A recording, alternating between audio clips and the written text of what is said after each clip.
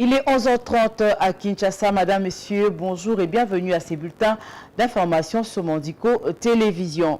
Le séminaire à l'intention de membres du gouvernement de la République démocratique du Congo s'est clôture. C'est mardi 23 juillet 2024 à Kinshasa. C'est le président de la République, Félix Antoine Tshisekedi Tshilombo, qui a ouvert ses travaux le dimanche 21 juillet 2024 au Palais de la Nation. Axé sur le thème « Sceller le pacte d'engagement citoyen pour la cohésion et la solidarité gouvernementale », ces séminaires visent le renforcement des capacités de membres du gouvernement souminois. Durant 3 jours, les membres du gouvernement et vice-ministres et vice-ministres vont apprendre une nouvelle approche de la gestion basée sur la performance et les bonnes pratiques de la gouvernance publique. Suivi. Ce séminaire a pour but de renforcer notre cohésion et notre solidarité gouvernementale. Il s'agit de nous rappeler que, malgré les avancées déjà réalisées dans divers domaines, des défis considérables restent à surmonter. Nous devons nous attaquer avec engagement aux questions de développement, de gouvernance et de justice sociale. Nous devons travailler ensemble dans un esprit de coopération, d'efficacité et de transparence. La réussite de nos politiques publiques dépendra de notre capacité à collaborer de manière harmonieuse, à faire preuve de rigueur et à adopter une approche pragmatique dans la définition et l'implémentation de nos actions. Je vous invite donc à vous approprier pleinement les principes directeurs, les valeurs cardinales et les obligations qui régissent la fonction ministérielle et l'action gouvernementale.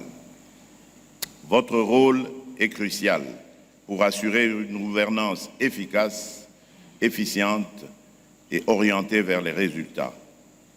La solidarité gouvernementale, la discipline et l'adhésion sans faille au rôle de coordination de la Première ministre, chef du gouvernement, sont des éléments essentiels pour garantir le succès de votre action collective.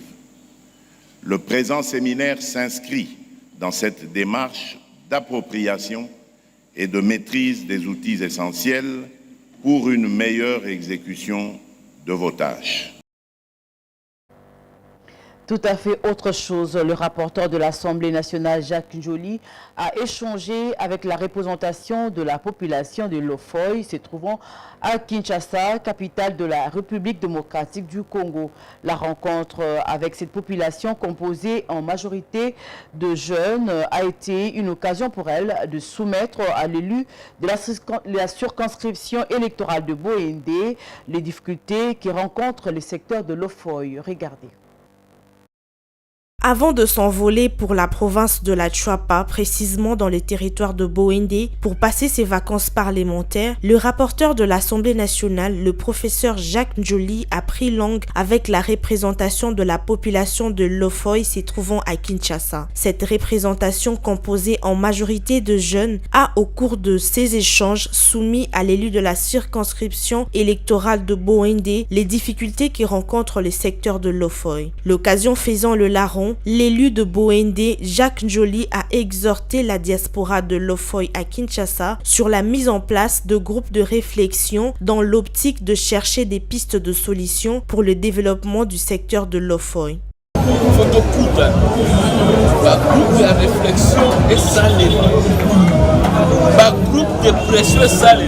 Quand on a débuté, il y a un groupe de Lofoy. Donc, le monde a ministre de l'industrie, il y a PME, pas refinancer, À ses interlocuteurs, les rapporteurs de la Chambre basse du Parlement, le professeur Jacques Njoli, a dit être le représentant de tous les 4 secteurs que comptent les territoires de Boendé, son fief électoral, Boloa, Djera, Wini et les secteurs le plus peuplés de Lofoy.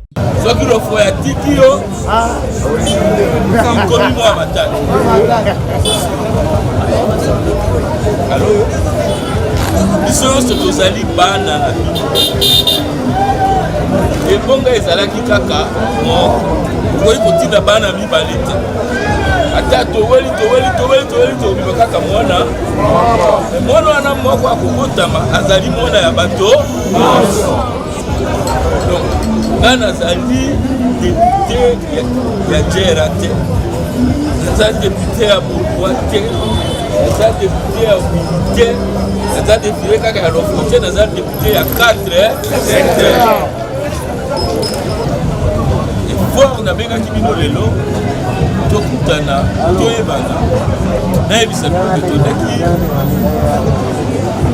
nabenga ngo etumba te lisano ya politike ngai nazongi donc nandimi kokumba mokumba ya 4 secteur e na mokumba wana nakokokumba ngai mokotali fo bino bosuka ngai pour que to atteindre babesoin oyo bandeko na biso na mboka baza na besoin zaki bana besoin ya nzela baza na besoin ya école baza na besoin ya hôpital baza na besoin ya misala baza na besoin ya kolonga na propriété c'est vrai tata mokonzi asali programme monene ya PDL 145 territoire soki na bolemba lelo je crois depuis vraiment beaucoup hôpital oyo bazotonga ya monene.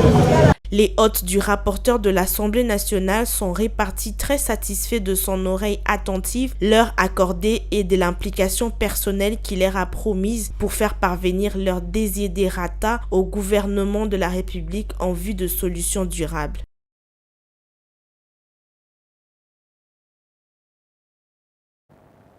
Cette activité s'inscrit dans le cadre de ces vacances parlementaires.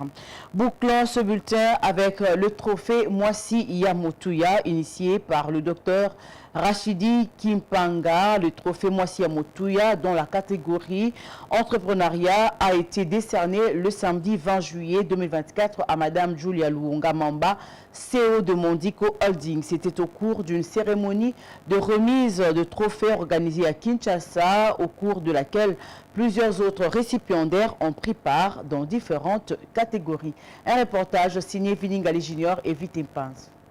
Je suis la première femme dans notre armée depuis l'indépendance. C'est une nouvelle récompense qui vient orner une fois de plus l'armoire à trophées de Madame Julia Luonga, CEO de Mondico Holding, qui a reçu le samedi 22 juillet 2024 le trophée Mwasi Yamotuya dans la catégorie entrepreneuriat. La cérémonie de remise du trophée de Mwasi Yamotuya, qui est à sa 2e édition, s'est déroulée à Kinshasa, à Sultani Hotel, dans une soirée haute en couleur et qui a connu la participation de plusieurs autorités politiques, cadres et chefs d'entreprise. Cette nouvelle récompense est accueillie avec grande joie par la directrice commerciale et marketing de Mondico Holding, Madame Rachel Luonga, qui a représenté la directrice générale empêchée. Bonsoir à tous. Je disais bonsoir à tous. Bonsoir. Et comme vous pouvez voir, Mwasi Yamotuya, je suis une jeune fille. Mais je suis aussi Mwasi Yamotuya comme toutes les dames que je vois devant moi. Alors, au nom de Madame Julia, Madame la DG de Mondico Holding, elle remercie toute l'équipe et l'organisation de Mwasi Yamotuya. Et elle veut plutôt dédier ces trophées à toutes les mères qui sont ici, parce que les mères sont des femmes qui croient en tout. Et elle a été une femme avec beaucoup de combats, elle a vécu beaucoup de choses, mais elle a été encouragée par sa mère. Et c'est comme ça qu'elle dédie ces trophées à toutes les mères ici présentes. Merci beaucoup. Merci beaucoup. Pour le député national Cheo Kitundu présent dans la cérémonie, le but est de redonner l'image de la femme qui se distingue dans différents domaines au pays. Ceci leur permettra de briller encore davantage.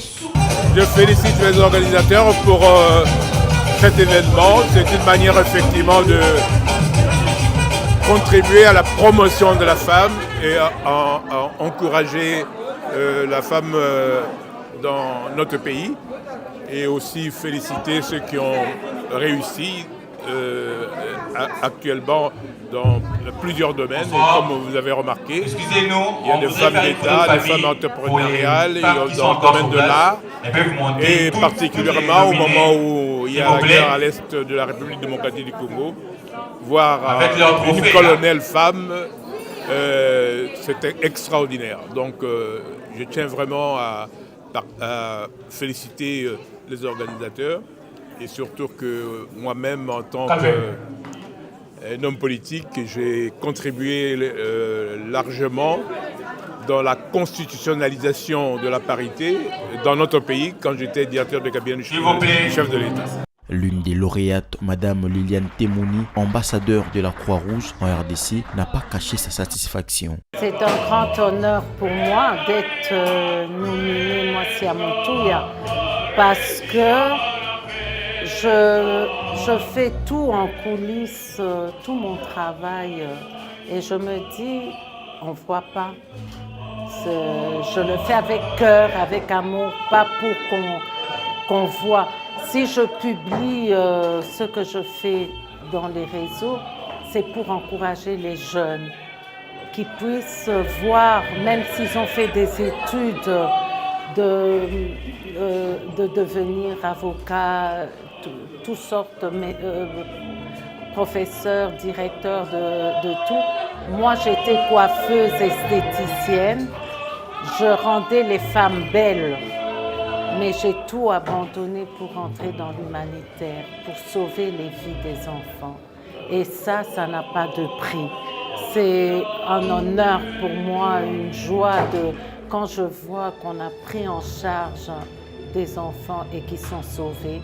C'est ça la gloire de Dieu. Signalons qu'au total, plus de 20 personnalités ont été primées pour cette deuxième édition du trophée Mwasi Moutuya, attendu par femmes de valeur dans différentes catégories, politique, entrepreneuriat, journalisme, art et autres.